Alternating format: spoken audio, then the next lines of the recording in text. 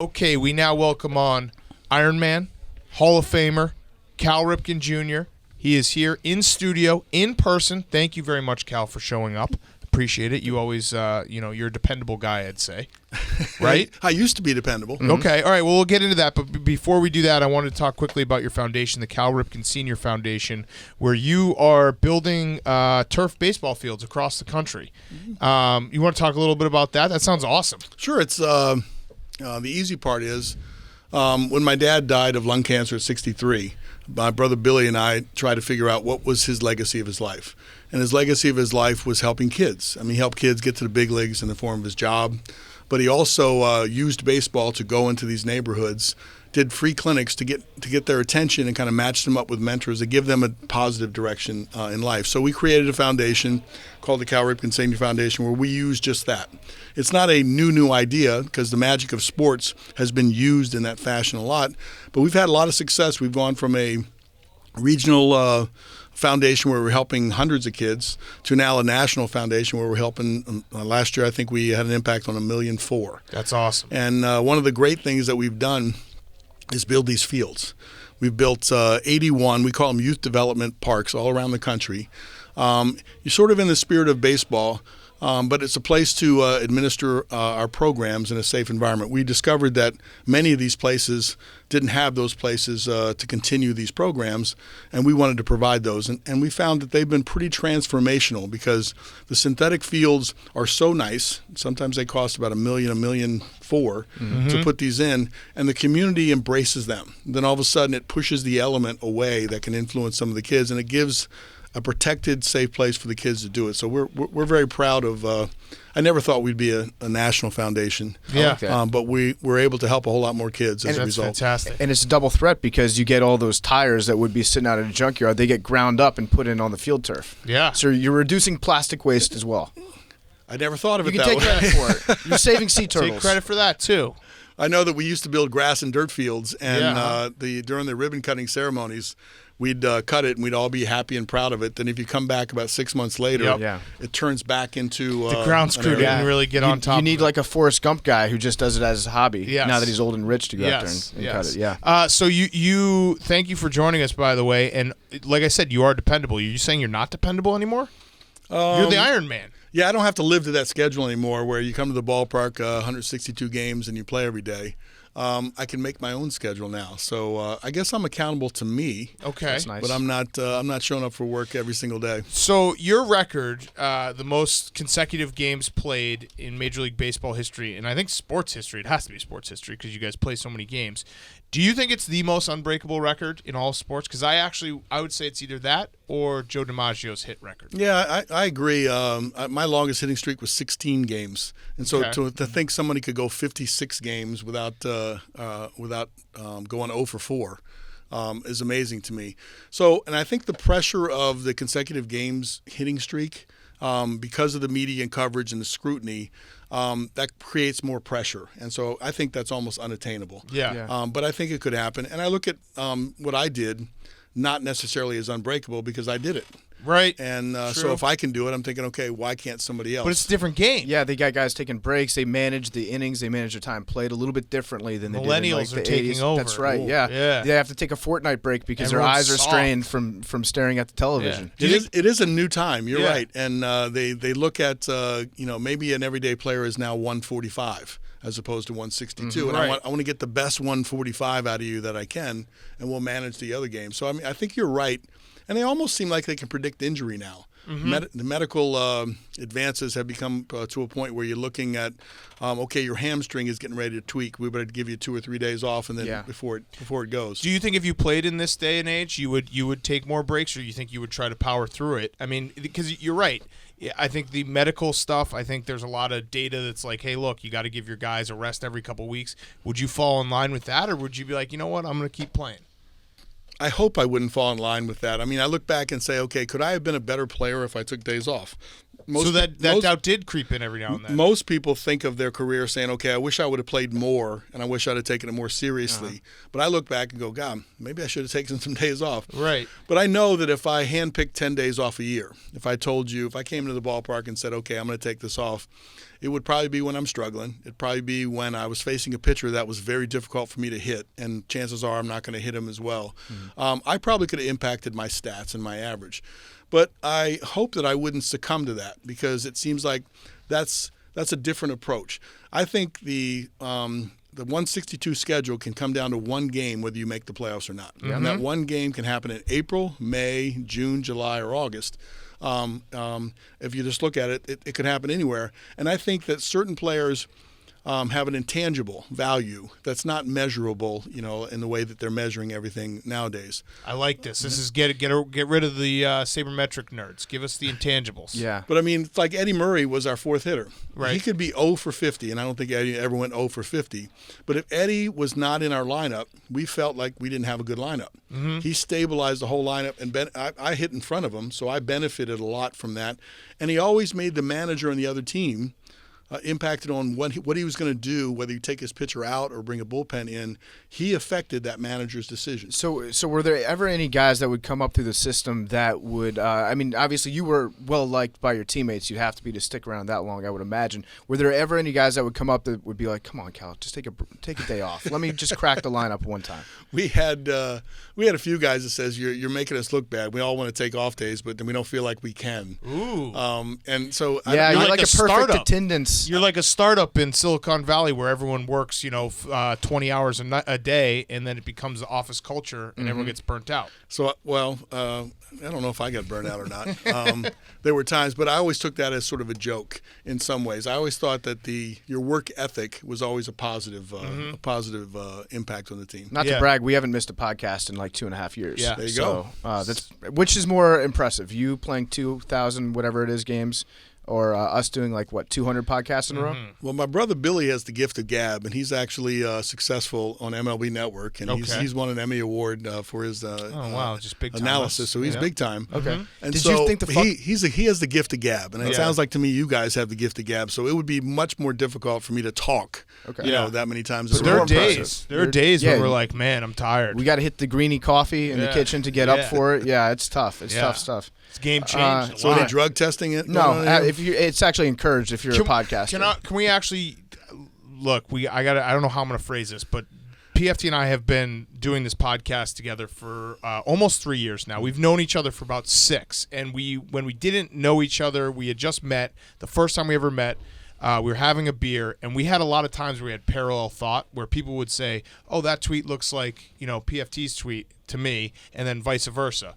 And when we were sitting there having a beer, we both came up with the theory: why doesn't anyone talk about Cal Ripken with steroids? Not that you did them, because I know you didn't, but it just would be a fun thing to bring up. So I want to apologize. I wouldn't for that. think that's a fun thing. to bring it's not fun up. for It's you. not fun. It's not fun. But Big It's not Cat was fun. apologizing Yeah, for it was it. apologizing. Yeah. Oh, I for got us you. even Apologizing for ever having that thinking thought. that. Right. It's like a dumb thought. It's more just haha, like no one's thinking about it. Yeah, But you did. that makes sense, and Yeah. I guess for someone that's been in it, it kind of bothers me that when they look back, said it was the steroid era, Right. and then therefore it kind of takes away your accomplishments during that time frame, and comparatively your numbers compared to someone else's numbers that might have achieved it not the same way. Yeah. It makes a light of your accomplishments. So it's always bugged me a little bit. The problem is no one knows the whole story. No one knows when or if they've done it or not. Yeah. But makes me feel bad when you think that people look at the sport and think that a large percentage of them was doing it. Did you ever have a moment where you kind of either knew something was going on with some of your teammates, or maybe some of the guys you were playing with? One guy comes back the next season and he's 50 pounds heavier and he looks like he can bench press 3,000 pounds. Any moments like that where you're like, this is kind of weird, something's going on? Looking back with the benefit of hindsight, there were a few times when you look at it and you question how hard you worked out in the off season. I mean, I built a gym in my house, I lived in the gym in my house, I tried to make gains, and you made some gains, and then there were players that you looked at and you went, wait a minute, he's totally different than he was last year. And so you would be suspicious, but no one really knew. Right. It's not what sometimes it's being portrayed is that it was out in the open right in the middle of the clubhouse. Being passed around. Jose and, Canseco saying, like, if you slapped a guy on the butt, you knew that he'd have, like, a pin mark on there. Yeah. I didn't hear that one. Did you read Jose's book? Well, I did not. Jose tells a tall tale. I read Jose's book when it came out, and it was filled with spelling errors. It was insane. I don't know how it got published, but it was filled with spelling errors. And he has a strong dislike for you. I don't know if you knew that about Jose. Me? Yeah, because he saw you as being like the guy who was like, the spotlight was on you. You played the right way. You played the right way, and then meanwhile, Jose, for some reason, was treated like a pariah out in Oakland. Yeah, right. Like for some reason, he was looked at as the dirty guy with, maybe it's because you and your brother didn't beat up anybody in South Beach like 3 times a year like him and Ozzy did. Mm-hmm. I just remember there was one quote in his book that somebody brought to me at one point that said that I answer questions as if I'd have to get a focus group to find out what I should say and then say it. Yeah, that's usually what an asshole just says. So to I somebody. felt It means good. like you just have common sense. Good. I felt good that was put in the book. Actually, He's so polite. Do you think that? What about steroid users, known steroid users, being in the Hall of Fame? Well, that's a big issue that's coming up again. The voters, and I guess I'm glad I'm not a voter in some ways because you have to determine what's real and what's not real. Yeah. What numbers are compiled and what they aren't. And without the full knowledge of the story, how do you make that judgment? Right. But I think anybody that has that shadow over their head, people have to be skeptical. Yeah. So I don't know what the answer is, but I know that that's a bigger issue.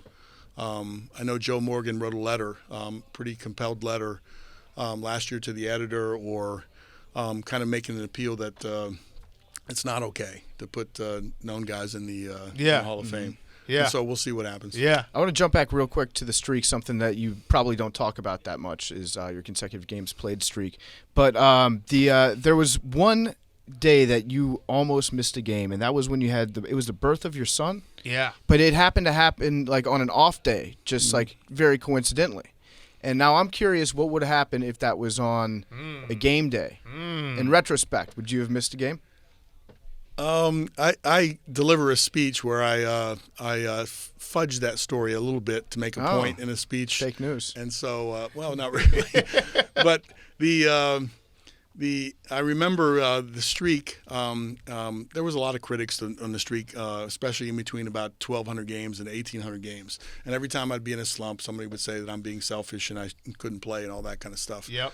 And I remember feeling that way. But once it got close to the record, all my critics turned positive again, and they were all saying the Cal's got to break this record no matter what. And at the time. My son was, my wife was pregnant with my second child, which was my son. My first child, Rachel, was born in the off season in November, so it's a perfect time to have a child. Yep. My second son was born in the middle of July, and that probably is the worst time for your baseball player to have a child. Brian was really big. He was 9 pounds plus, 9'6" or 9'8" or something, and he was still 2 weeks early, and so they thought that it was dangerous to have him in there. So. The doctor wanted to have a C-section, and it just so happened that the timing was such where you could schedule the C-section on a off day in between Minnesota and Toronto. It was like during fantastic. the All-Star break. So I flew home for the birth of my son, which was really cool. I spent the day with him. The next day I flew on to Toronto, and as luck would have it, I hit a 3-run homer in the 9th inning to put his head. There you go. Okay. And you also had the moment in the All-Star game where you broke your nose, right? That was another moment. You've been doing way too much reading on me. But you like someone broke your nose during pictures, right? Yeah. And that was another So it's an embarrassing sort of moment. But we all stood up on these big platforms, and after the picture was over, you're walking down on the platform. I was in the back row. Roberto Hernandez was still in the back row, and so I was walking down from there. He stepped on the platform that teetered a little bit, and he thought he was going to fall. So he threw his fist back, to catch his balance, because all of a sudden it surprised him, and I happened to be standing right behind him. So he back fisted me in the nose. It pushed my nose across my face, and it was stuck. It was stuck that way, and it hurt, and the trainer ended up pushing it back in. I heard a loud pop, Yeah. but it didn't go all the way back in. So I played in the game, and because you don't play with your nose, Yeah. as long as I could see, I'd be all right. So I played, and then I Well, went Doc back. Gooden, Went but- back to the rest of the season. I'll keep going. The second half started. And my nose was still out of whack, so I played a Sunday day game in Baltimore, and I scheduled a time with an ear, nose, and throat doctor that could go in there and pull it out. So it felt like they put some sort of thing in my nose that pulled it straight out, clicked it back in, loud pop, and I was all right. I mean, so you had to get it rebroken. Yeah, pretty Essentially, much. The same thing happened to me. The sound that it makes after it's already healed for like a week Gross. is not something you ever forget for Yeah, the rest because of your life. I said, is that my nose? Because it was Yeah. a loud sound, but it was good. I mean, if your streak had been broken by that story, it almost would have been. It would have been worth it. I mean, it would have been hilarious. The funny part and the ridiculous part to me is the word spread around Philadelphia really quickly and I had to go into the interview room and do a interview because I broke my nose on a team picture. That's fantastic. The answer questions for that. So during the course of your career and actually during the streak, you had to deal with the strike, with the labor negotiation. What was that like dealing not only with the fans, because I feel like at the time there were a lot of fans that were putting it all on the baseball players. It was like the first big labor strife that we've had in that generation at least. So you got fans putting it all on you, and then you're dealing with the media, you're dealing with the replacement players as well, and the owners. What was that period like for you? Yeah, that was interesting because, yes, the collective bargaining process at that time, when I first came in, matter of fact, I came to the big leagues after the strike was over in '81. So they expanded the rosters by 2, and that was my entry into the big leagues. And so at different times when the collective bargaining agreement came due, there were strikes, threats of strikes and lockouts and those sorts of things, but kind of small. But then in the '94 season, the players went on strike August 12th or something like that, and then the World Series was canceled. So you're going into the '95 season, and they were talking about using replacement players. So we walked out on strike. The owners locked us out of spring training. And they were going to talk about moving forward with replacement players. And that was when the issue of our owner said, wait a minute, I'm not going to participate in that because if there's replacement players, it will technically be a game and Cal's streak will be over. And that's not fair. So Mr. Angelos and the Angelos family really stood up for me. But the issue was pretty simple. If that was going to happen and it was supposed to happen, it's meant to be. And I wasn't playing for the sake of the record anyway. So I said, I'm not crossing over. And even the Players Association voted to allow me to cross over if I wanted to. And I always thought it was a little bit comical that, you're a big league player. This is the circumstances you're playing in. If this is the way it is, and this is the way it is, and that's the way it was meant to be. So it never really bothered me that much. But I really did appreciate the Angelos family and the Players Association thinking that much of me to do that. Yeah. Was there a part of you during that when some of the fans would pin most of the blame on the players? Were you like, hey, these are billionaires, like you were, and it's not like the contracts are what they are now. Were you like, why are you? They were still pretty good. Yeah, they were still okay for the time. But was there a party that was like, why are you taking this out on us? Well, I mean, I always thought the fans were the victims, and so I mean, you have a Thank you. I like that. Appreciate Yeah, that. I agree. Yeah. We As pay a your fan, salary. Thank you. But you had an issue back and forth. The fans had nothing to do with it, and there's an issue between how are you going to go along, how are you going to play the game. And in the beginning, there were rights that the players didn't have, whether it was conditions of play or whether it was whether any freedom of movement, all those things. So there were things that needed to be negotiated. But then after a while, it just seemed like two rich groups arguing with each other and one trying to break the other. And the fans were the ones that were left out. And so I think it's a really smart thing if you're able to negotiate the business of baseball behind closed doors and get that done and not bring it to the to the public. You're preserving your game. And I think for the most part, there hasn't been any labor issues for a long time in baseball, which I think has been good. Yeah. And I hope it continues. Yeah, absolutely. So you, Hall of Fame career, you played on some very good teams, but I have to ask you a question because I'm always fascinated with this. 1988, 0-21 to start the season. That wasn't a memorable season. Yeah. What is the mentality of a team that is 0-20? Is there was it at the 10th game you did the rah-rah speech, let's win one, and then at the 15th game you're like, let's double down on the rah-rah speech? Like, how does that kind of snowball. I'm just fascinated by streaks of perfection, streaks of imperfection. Sure. So it is kind of interesting. So I was involved in that negative streak. Now, it was negative and personal to me, and I think the set of circumstances might have contributed to the fact that we lost 21 games in a row. So the first 6 games, my dad's the manager. Also, if you lose 21 games in a row in the middle of August, it's a story, but it's not the same story as starting the season. When you start 21. the season, so anytime somebody starts a season now in any sport and they start to get to a point where it's significant, then our names get brought up all the time in the comparison. Like, and like that's the reverse Mercury Morris. Yeah, The 17 Dolphins. that we don't want to relive. Uh-huh.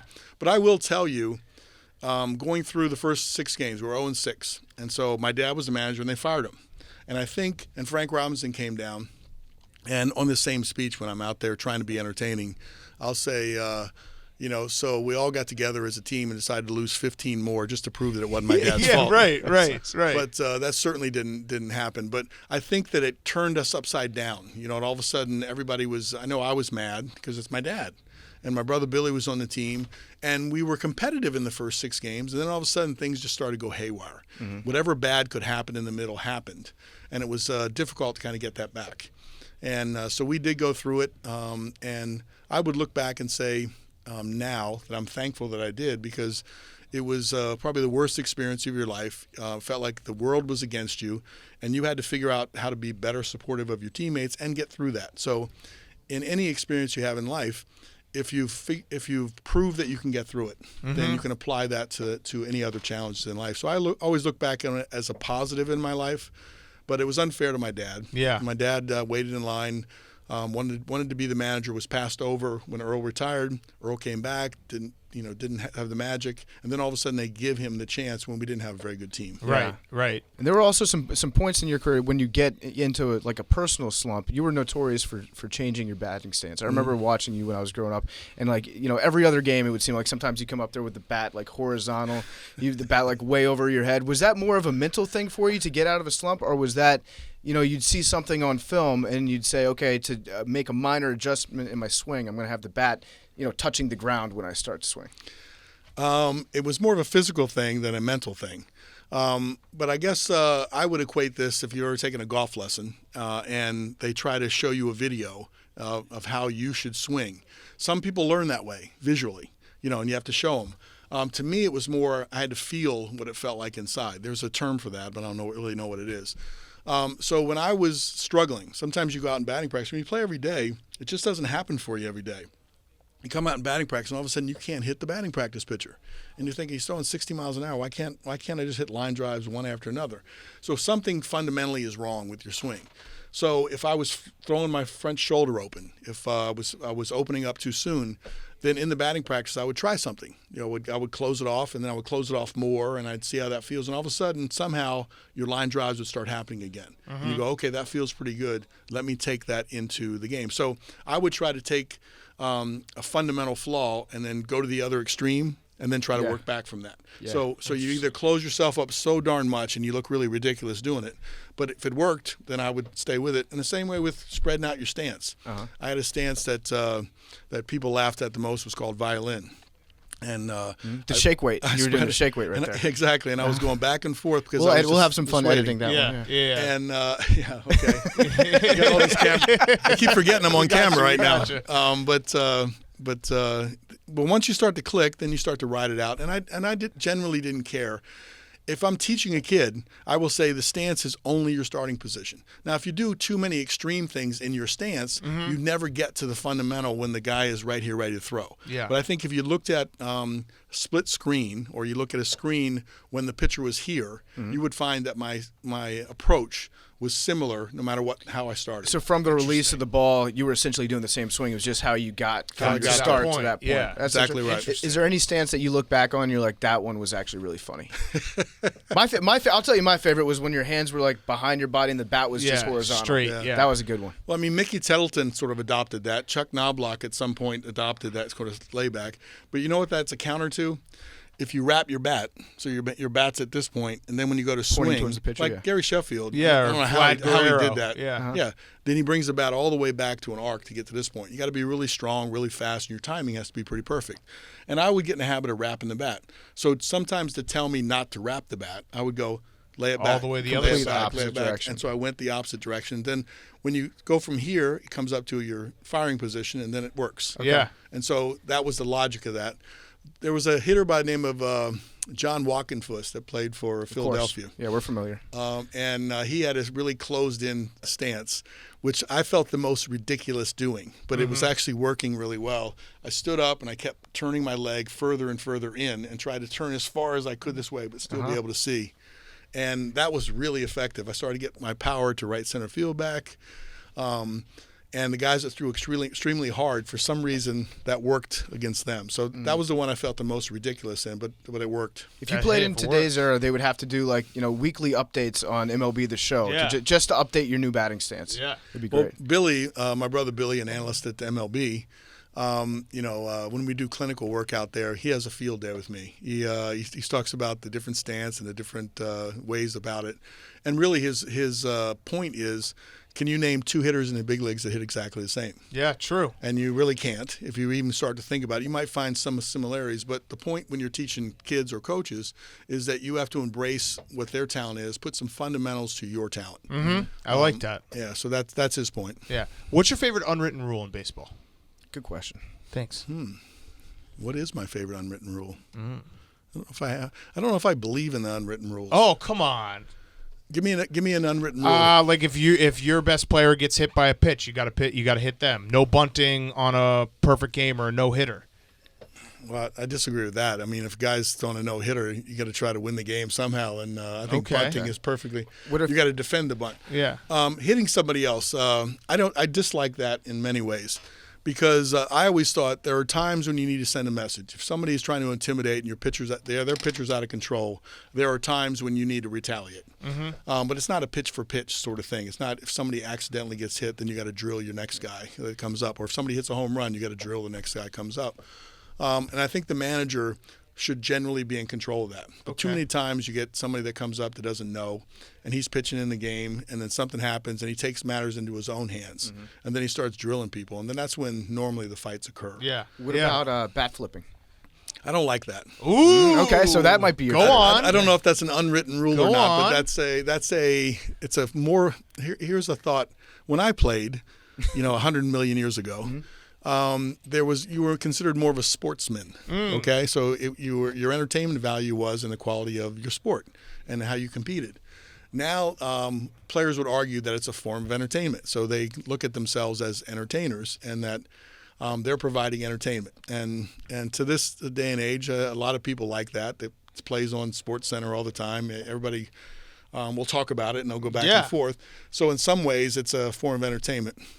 But I always felt that, and maybe it's John Riggins, like if you score a touchdown, act like you've been there Yeah. before. Hand the ball to the ref. So if you hit a home run, act like that's normal. That's not abnormal. But don't you think it's good for baseball? I mean, baseball's not struggling, but it's clearly, it's a very regional sport. You root for your team. If your team's not in it, the ratings have not been all the way up there. Don't you think that kind of flair adds to it? I mean, Manny Machado, for a perfect example. He hot dogged. Oh, that was a nice eye roll because I agree with you. He hot dogged some plays in the World Series, blowing a bubble, running down first base line, stepping on people. Now, some of it's Bush League stuff, but it also is conversation and makes people want to watch. well, does that make it more entertaining to you? Yeah. I mean, it Absolutely. gives So us you'd stuff rather, to talk you'd about. rather see that stuff. No, I'd rather see good. I want to see good baseball, number one. But the extra stuff where you get the storylines and fans booing him and all this stuff, it's fun. It adds entertainment. Yeah. Well, it seems like that's the kind of stuff that's focused on outside of the actual game. So I guess that's where I have a little problem. With Okay. it. If you hit a ball off the left field wall And you're you still pimp it, standing at yeah, home I plate, like that. and you got That's a single, funny. that's a problem. That's Yes. funny, though. But that's a problem for your team. But But it's we're funny. talking about it right now. You should be on second base. That's Yep. embarrassing, and you might have cost the game. I assume you're happy that Manny is no longer an Oriole. No, I'm not happy. No, I happen to like Manny. Yeah. I had a chance to get to know him. We drafted him number 1. Yep. He came to our minor league team, the Aberdeen Ironbirds at the time. I got a chance to watch, and you could clearly see that he was too good for that league immediately. He moved through the system really quickly, and appreciating his talent. I always have, and I always wanted to watch how he could take his cannon arm and put it at shortstop. So I got a chance to see that. So I am a Manny fan, but I would not agree, with standing at home plate and watching a ball, Stepping on people. or if you did that intentionally, which I'm not 100% sure that he hit him intentionally. Twice. I think the second time when it happens twice in one postseason. So that's the problem with Manny, is that when you collect all the things that have happened, then you can start to say, okay, it's more than a pattern. That must be by intent. He's got a wide left foot. That's his problem. So anyway, it's hard for me to think that somebody would kick somebody going down to first base. Yeah. I can't condone that. Counter argument: you pimped your streak though. When you broke the record, you took a little lap around the ballpark. Took a long lap. That was a long hot dog lap. did a little bit. Begrudgingly. Yeah. There was 3 attempts by them to push me out there to go. Bobby Bonilla and Rafael Palmeiro both said, you got to take a lap around. I said, I'm not taking a lap around here. We got to get the game started again. No, you got to take a lap around here. Finally, they pushed me down the line, and it felt like I had no choice. Oh, you got to finish it. It's Once you high five like 6 people, you got to do the whole ballpark. Yeah. It's an iconic moment, not only from that, but our producer, Liam, right here, he was actually born on that day. Oh, cool. September 6th, 1995? Yep. Yeah. Well done. Pretty big deal. So what was more important that day? You breaking the streak or Liam being born? Probably Liam being born. Yeah, good call. Wow. Good answer. That was bullshit. You know it was your streak. I say it's your streak. It was interesting to be in that position. I was embarrassed at first to run down there. And then when you started shaking hands, you started looking at people, and that celebration that was 50,000 strong became personal. Yeah. And then you started to know people that had been at the ballpark for all these years. I mean, God, I was there 15, 16 years by then. But it's also one of those moments that if you're a sports fan and you watch all the sports, like, I was 10 years old at the time, but I can close my eyes and I can see it. You know what I mean? There's certain moments that you, as a sports fan, you can close your eyes and you can remember it. Do you remember Chris Berman being the announcer for that game? I mean, I don't remember that, but I'm sure he did a great job. Yeah. They said, you hit a home run in that game. They said one of the greater values of that time running around there was that he didn't say a word for 21 minutes. Yeah. Oh, or 22 we love minutes. Boomer. Yeah, You that shut actually Boomer is up. good, though. That's actually that is yeah. most But more Boomer impressive. decided to let it happen. Yes. Let the moment breathe. That's why I don't remember it. Sometimes less words. Yes. Sometimes lets it happen. That would have been great though to hear him come up with like nicknames for you. Ripken Van Winkle. Yeah, just keep I don't going. know. as Yeah, you stuff go like around. that. I like that. Did you think that the Billy Ripken fuckface card was funny? Because I think it's really funny. Very funny. So we're not filtered on this show. No, No, shit. It's a pod. Yeah, it's a podcast. Who cares? So it's funny is that many people made up stories that he was it was a practical joke, and then they got him pretty good. But the fact of the matter is, he wrote it. I mean, he used to write things on the bottom of his knob of his bat so he could find the bat. Right. And so, because bats sit in a big barrel sometimes and you have numbers that all look the same, he would write expressions on it. And the expressions were innocent in the beginning, and then they started to get a little bit less innocent. And when he grabbed his bat, and one of the card companies asked, "Hey, Billy, how about a shot for Fleer or Don Ross or Topps?"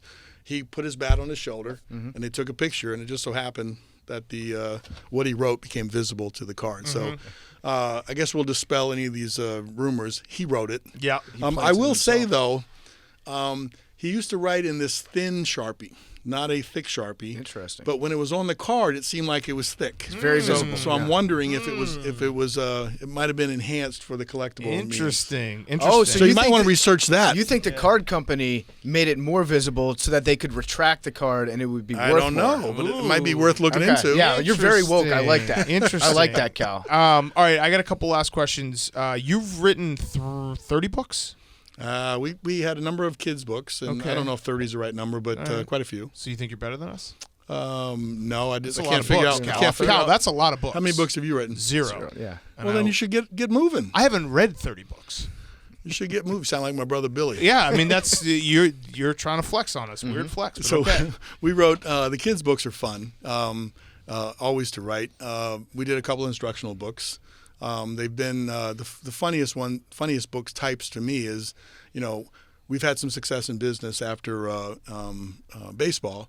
And so then all of a sudden they think you're an expert in business. So you're writing books that makes an analogy of baseball and how you apply it to business. Yeah. And so a lot of times people communicate in that fashion. And so I only talk baseball. So we've written a book, and now we have a second one that we're being asked to do that really is principles of sport and how they apply to business. Okay. You should actually just become the most prolific author of all time. Just do it. Just break that record, too. I would like to be a John Grisham of sorts. Yeah.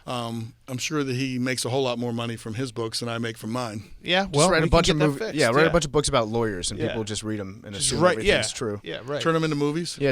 Option a couple. I don't know if you were going to do any of the people also ask. I do. I was. Oh, you were? Okay. Yeah. I'll let you get to that because I just happened to see one when I was. So the way that we prep for this interview is we look at your Wikipedia. Yeah. And so then we ask questions based off it. It's pretty rigorous. You have a very weird people also. So on Google, you look, and it says people also ask. So it's not us asking, it's other people asking. You have a very weird one. I'll ask you 3 of them. A couple of them are normal. The first one is, how old is Cal Ripken today? People are asking that. Really? 58. 58, okay. And then some people are asking, how much is Cal Ripken's rookie card worth? I don't know, but recently I was at one of these memorabilia shows that you show up, and my AA card, which was a very rare card because it was the first one ever made, it sold for like $50,000 at that show. And so I was thinking, man, I might have 10 or 12 of those. Yeah. There you go. Hell yeah. All right, and then this is the weird one. People are asking this. When did Cal Ripken Jr. die? Ooh. Yeah. So was there another Cal? Are you dead? No. Are you a ghost? Was there a second Cal that took over? It's literally the Google search. It's like that the movie. Fourth question is, when did Cal Ripken Jr. die? You see that movie Dave, where they had a second president that took over? Yeah. Did you have some guy that looked like you that took over like halfway through the street? Are you the real we Cal did a Ripken? commercial like that at one point. I can't remember who it was for. So you're alive. I had an evil twin. Tell me something that only the real Cal Ripken would know. You made me laugh a little bit on that question. Obviously, is not. You can't answer that question, but Jose Mesa. I could answer. The dead question. Yeah, I'm alive. Okay, I'm alive.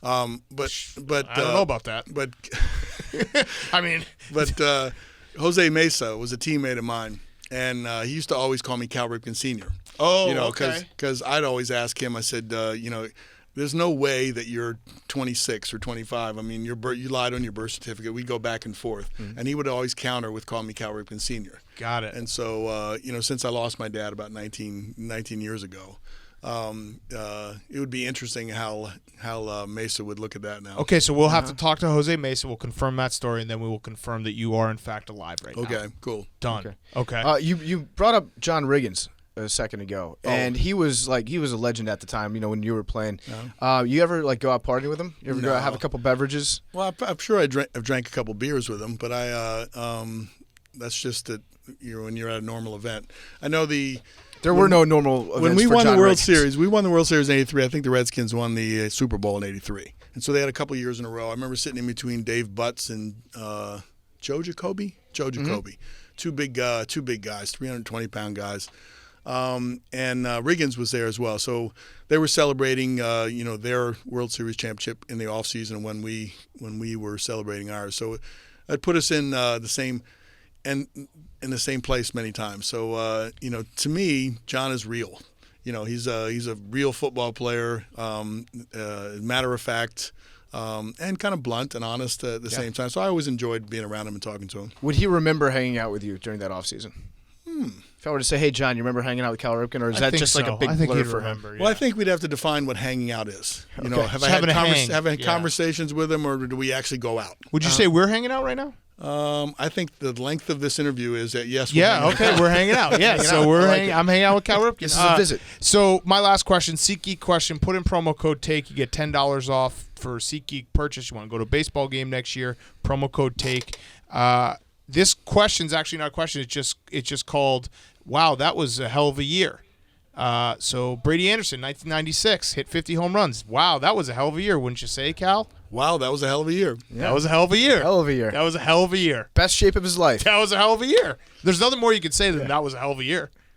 It's a great year. It's a great year. It was a great year. It was a great year. All right, Cal, thank you so much. How can people get involved with Cal Ripken Senior Foundation? I mean, the easiest thing is just to Google Cal Ripken Senior Foundation, but the address is calripkenfoundation.org. Okay, great. Let's build And some it's, fields. I mean, it's awesome. I mean, baseball fields, kids playing baseball. There's nothing more American than that. It is interesting. Is our foundation, which if I can say for a minute, Yeah. we're not somebody that feels like we have to get all the credit for doing it. We care about kids. We try to use our position to benefit kids, and we partner with anybody that cares the same. And we've done many fields across. We don't have to put our name on the field. If you want to build a field, we'll put your name on the field. Okay. But in the end, it's all about how many kids can we help. That's great. I love it. That's fantastic. And you're investing in the future of the game because you're making kids better at sports. Yeah. You More should practice. actually, a little tip for your 81 fields now, 81? Mm-hmm. All right, we need to get a sign in front of every field, no bat flipping. Start them young. Well done. Yeah, no bat they flipping. used to I say wish no I'd have pepper. thought about that. Bat in field flipping, number just a one. big and X no through pepper. it. No Yeah, no pepper, no pepper. bat flipping. Do you guys even Not know on what these pepper is? I Hell actually yeah. don't. Well, I know the game, but I've always wondered why did it say no pepper on all these walls? Like, why couldn't you play pepper? I mean, that would be a question like for Babe Ruth or Lou Gehrig, but I think I can answer that question. Okay. Many times, when you came, they didn't have the normal batting practices that we have now. I mean, you come to the ballpark, they didn't have batting cages and all that, so they had to get loose for the game in some way. Pepper was a controlled way to swing and hit the to use the bat just to knock it back and forth. But when you played it in the same spot all the time, you would wear the grass out. Yeah. And so they would say no pepper, around the area from home plate. But you'd have to play pepper out in the outfield or on the thing. So pepper was a little game, but most kids don't understand what pepper is. Yeah. I've always wondered And it that. takes a little back control, which it seems like there's not any back control in the big leagues right now. Right. Okay. Ooh, Just, bring swing back it- pepper. Swing Yeah, so as maybe- hard as you can. Bring back pepper. Play as much pepper as you want on the Cal Ripken Yes. Senior Foundation fields. Love it. All right, Cal, thank you so much. Really appreciate it. You're quite welcome. Thank you. Enjoyed it. Good to meet you, man.